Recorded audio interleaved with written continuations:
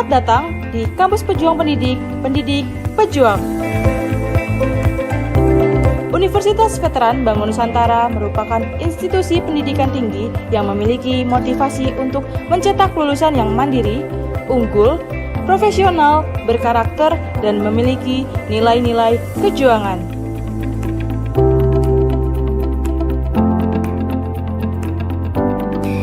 Saya Rektor Universitas Veteran Bank Nusantara, Profesor Dr. Farida Nugrahani Magister Humaniora. Misi Universitas Veteran Bank Nusantara adalah terwujudnya universitas yang unggul, berkarakter, mandiri, dan memiliki nilai-nilai kejuangan.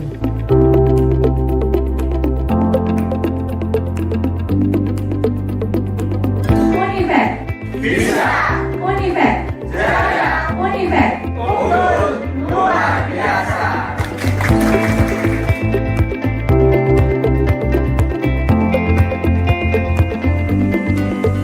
Kampus Universitas Veteran Bank Nusantara terdiri dari 6 fakultas unggulan dan 1 program pasca sarjana.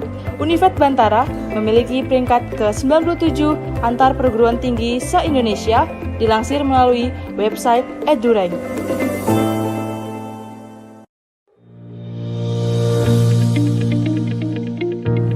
Menyelenggarakan pendidikan yang berbasis pada nilai kejuangan, Univet Bantara didukung dengan kegiatan perkuliahan yang terkelola secara profesional dan difasilitasi dengan sarana dan prasarana yang representatif guna mendukung proses pembelajaran mahasiswa.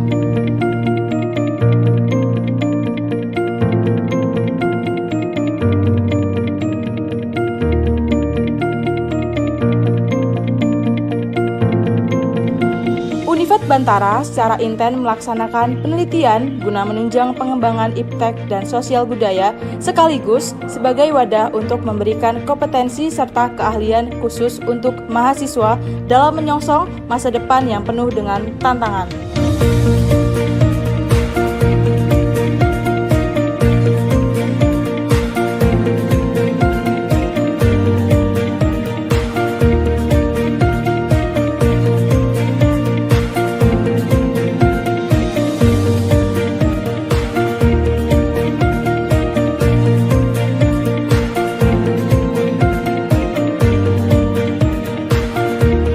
Pengabdian kepada masyarakat merupakan bagian yang secara intensif dan aktif dilaksanakan Univet Bantara dengan melibatkan dosen serta mahasiswa sebagai wadah untuk membentuk karakter serta sebagai bentuk kepedulian sosial dan menjadikan generasi Bantara.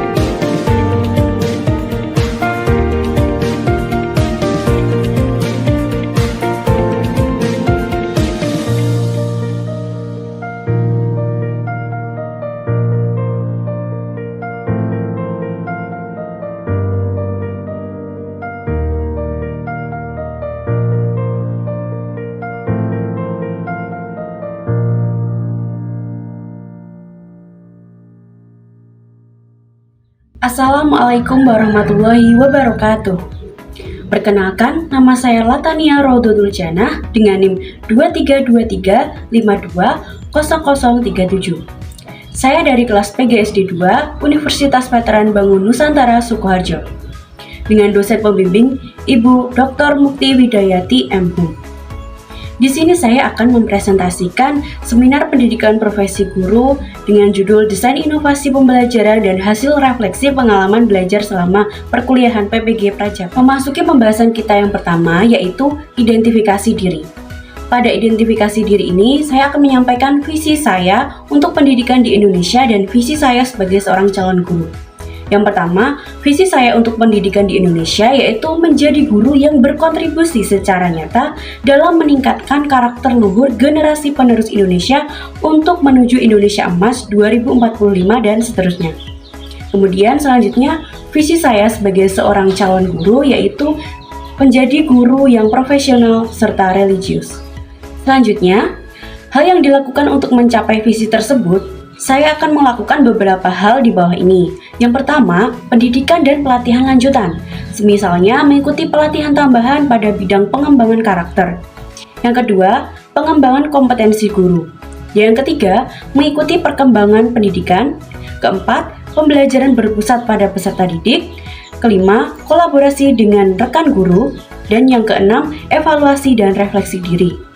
Nah, dengan mengambil langkah-langkah ini, saya berharap dapat membangun fondasi yang kokoh sebagai calon guru yang menanamkan pendidikan karakter dengan semboyan cerdas berkarakter, serta berpotensi memberikan kontribusi positif pada peningkatan kualitas generasi penerus di Indonesia. Untuk selanjutnya, pengalaman belajar yang bermakna, yaitu pembelajaran berdiferensiasi menjadi ilmu baru dan paling bermakna bagi saya selama mengikuti perkuliahan PPG Prajabatan ini. Karena sebelumnya pada jenjang S1, saya belum mendapatkan pengetahuan mengenai pembelajaran berdiferensiasi. Setelah saya tahu mengenai pembelajaran berdiferensiasi ini, saya merasa tertarik dan berusaha untuk menerapkannya di dalam pembelajaran yang akan saya lakukan. Berikut adalah contoh pengalaman belajar saya dalam penerapan pembelajaran berdiferensiasi di dalam kelas. Sekarang Ibu akan bagikan LKPD untuk masing-masing kelompok. Ini nanti ada di cover, sudah ada nama kelompoknya masing-masing. Kemudian nanti nama anggota kelompoknya ditulis di sini di baris kedua. Kalau semua kelompok nama anggota kelompoknya nanti ditulis semua di sini. Kemudian ditulis kelasnya. Nah, nanti dari setiap kelompok tipe soalnya itu beda-beda. Misalnya ini kelompok teori, kan ini ada gambar, terus disuruh nulis ini tuh nama simbol apa, kemudian bunyinya apa gitu ya.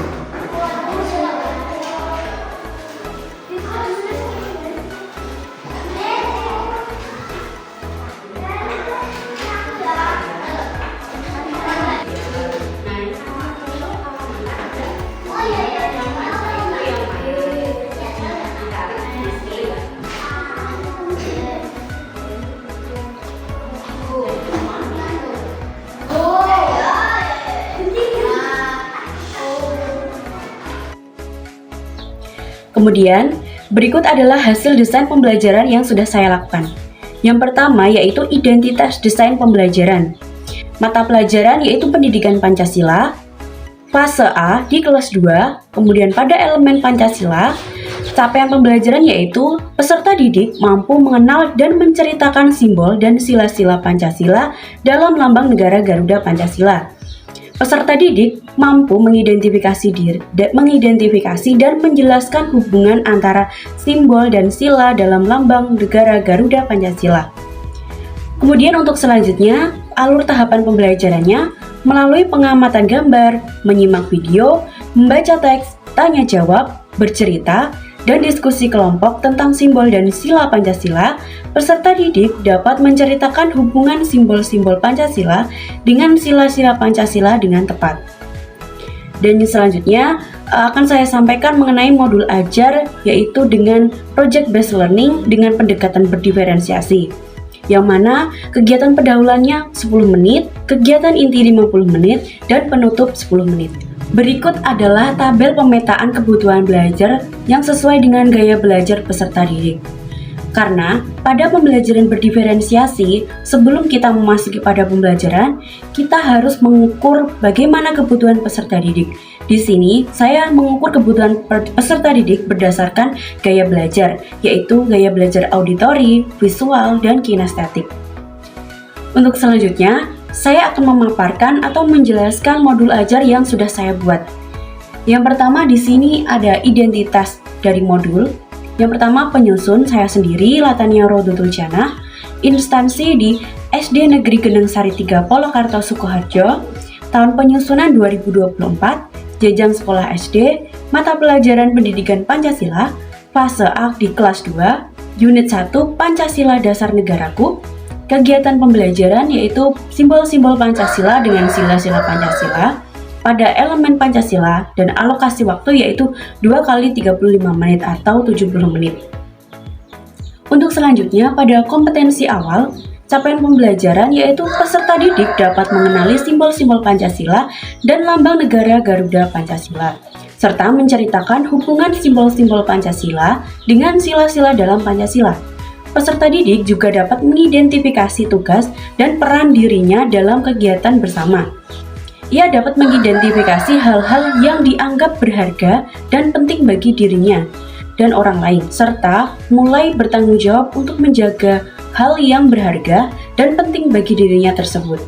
Selain itu, menerapkan nilai-nilai Pancasila dalam kehidupan kesehariannya sesuai dengan perkembangan dan konteks peserta didik.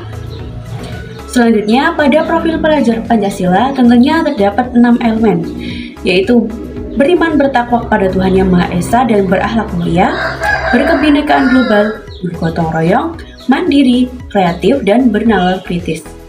Kemudian sarana dan prasarana yang digunakan di dalam pembelajaran, yaitu terdapat sumber belajar, media pembelajaran, dan perlengkapan seperti yang tertera pada modul berikut ini.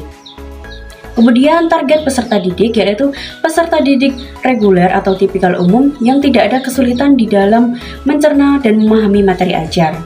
Kemudian peserta didik dengan pencapaian tinggi, mencerna dan memahami dengan cepat, mampu mencapai keterampilan berpikir tinggi atau HOTS dan memiliki keterampilan yang memimpin. Kemudian jumlah peserta didik yaitu 12 peserta didik.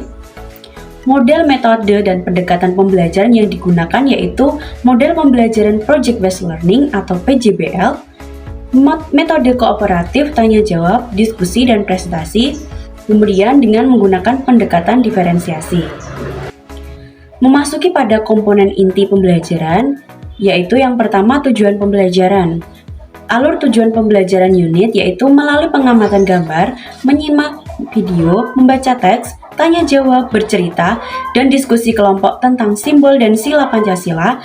Peserta didik dapat menceritakan hubungan simbol-simbol Pancasila dengan sila-sila Pancasila dengan tepat.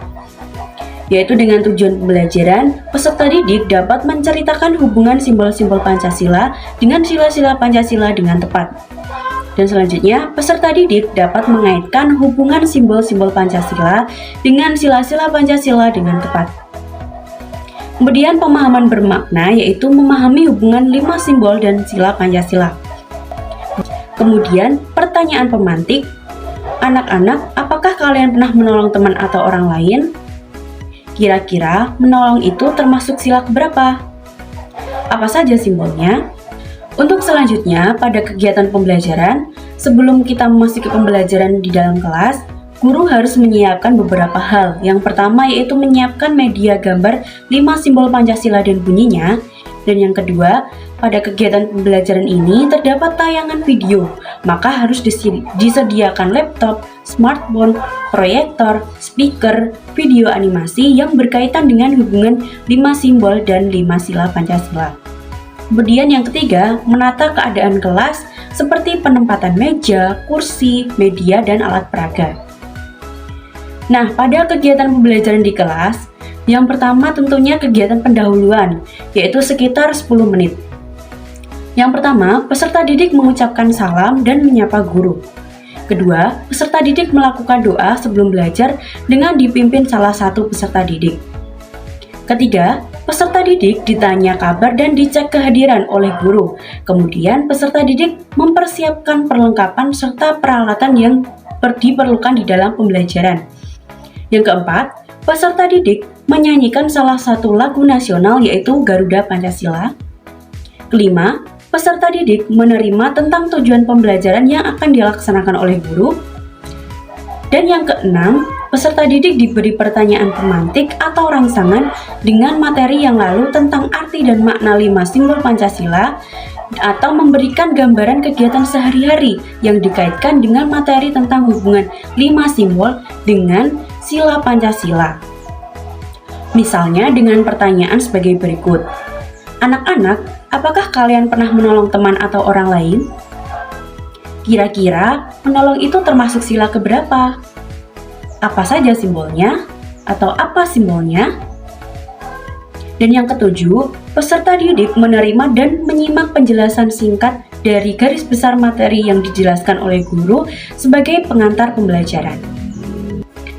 Kemudian memasuki pada kegiatan inti pembelajaran, yaitu sekitar 50 menit. Di sini mengacu pada sintaks project based learning, yaitu terdapat 6 tahap. Yang tahap pertama yaitu menentukan pertanyaan atau masalah utama. Yang pertama, peserta didik menyimak tayangan berupa video pembelajaran mengenai hubungan simbol Pancasila dengan sila Pancasila melalui LCD proyektor. Yang kedua, peserta didik menanggapi serta melakukan tanya jawab dengan guru tentang tayangan video penjelasan hubungan 5 simbol dan 5 sila Pancasila. Dan yang ketiga, peserta didik diarahkan untuk membaca bacaan yang berjudul Sila Pancasila. Kemudian, yang keempat, peserta didik menyebutkan atau menceritakan hubungan simbol dengan 5 simbol Garuda Pancasila. Kemudian tahap yang kedua yaitu merencanakan proyek. Yang pertama, peserta didik dibagi menjadi 3 kelompok berdasarkan gaya belajar. Yang kedua, untuk meningkatkan pemahaman peserta didik tentang hubungan simbol dan sila Pancasila, peserta didik mengisi lembar kerja peserta didik dengan teman sekelompoknya dipandu oleh guru. Yang ketiga, peserta didik diberikan tugas untuk membuat produk yang sudah ditentukan sesuai dengan masing-masing kelompoknya. Dan yang keempat, peserta didik dapat mencari sumber atau referensi dalam mengerjakan LKPD melalui pengamatan lingkungan sekolah, buku, dan yang lainnya. Kemudian pada tahap 3, yaitu membuat jadwal penyelesaian proyek.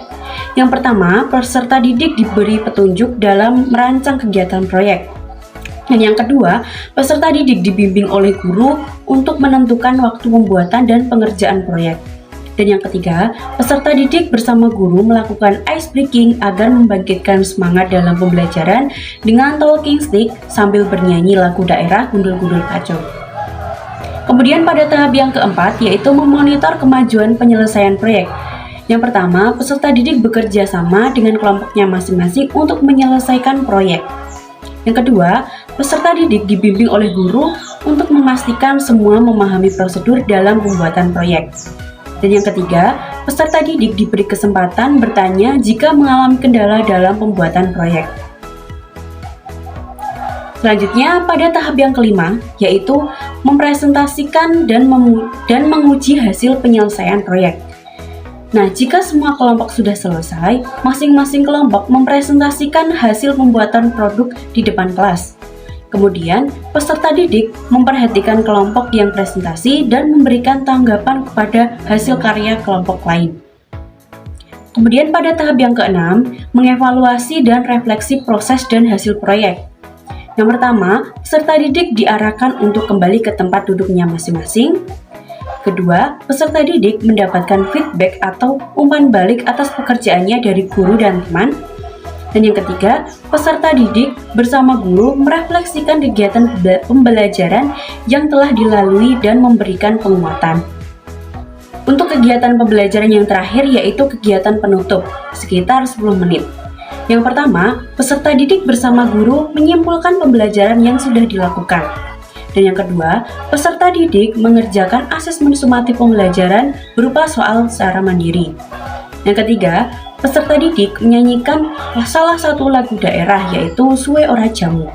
Dan yang keempat, guru menutup pembelajaran dengan mempersilahkan peserta didik untuk berdoa dan mensyukuri segala nikmat yang diberikan oleh Tuhan Yang Maha Esa serta mengucapkan salam.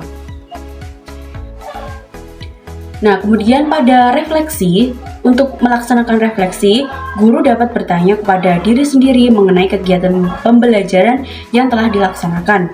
Pernyataan refleksi dibuat sendiri sesuai dengan informasi yang ingin didapatkan tentang kegiatan pembelajaran yang telah dilaksanakan seperti pada tabel yang sudah terlampir.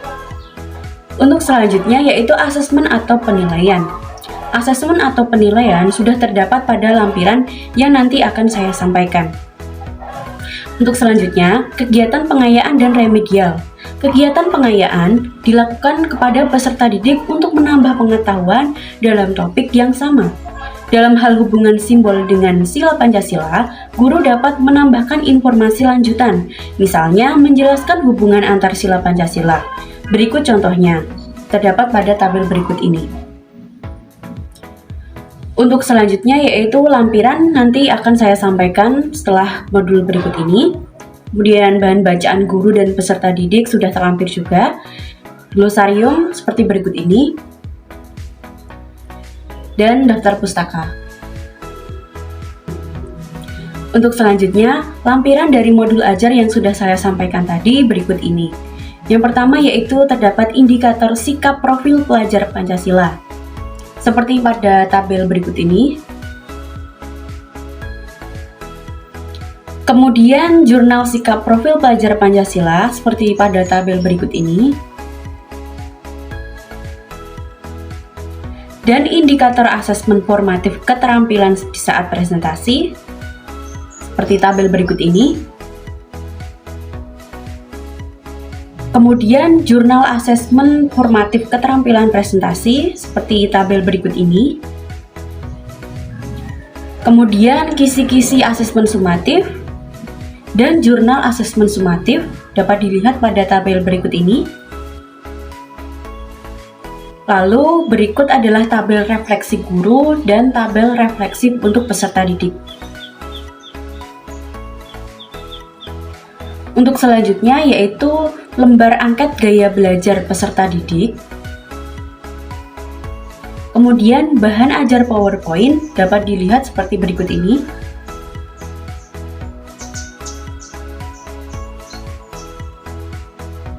Selanjutnya LKPD kelompok auditori dan LKPD kelompok visual dan LKPD kelompok kinestetik. Kemudian berikut adalah media pembelajaran gambar 5 simbol Pancasila yang saya gunakan di dalam pembelajaran, yang mana saya buat secara mandiri.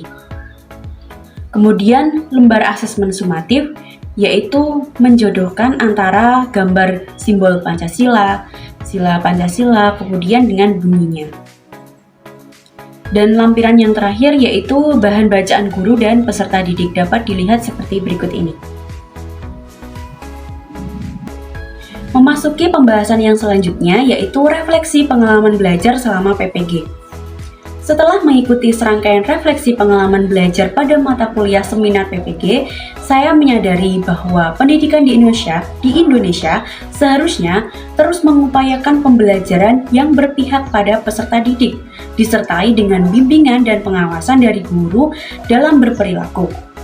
Pembelajaran berpihak pada peserta didik yang dimaksud adalah kegiatan belajar yang mampu mengakomodasi kebutuhan dan kemampuan belajar mereka. Hal ini dimaksudkan agar pembelajaran benar-benar bermanfaat bagi peserta didik. Selain itu, guru juga harus mendidik peserta didik agar memiliki perilaku dan adab yang baik dengan siapapun. Nilai-nilai Pancasila harus diajarkan dan diamalkan oleh guru maupun peserta didik. Untuk refleksi yang selanjutnya, saya menyadari bahwa untuk menjadi guru profesional, saya harus terus belajar mengembangkan kemampuan dan kompetensi guru.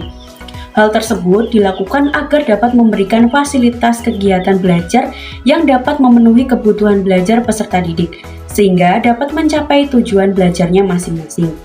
Selain itu,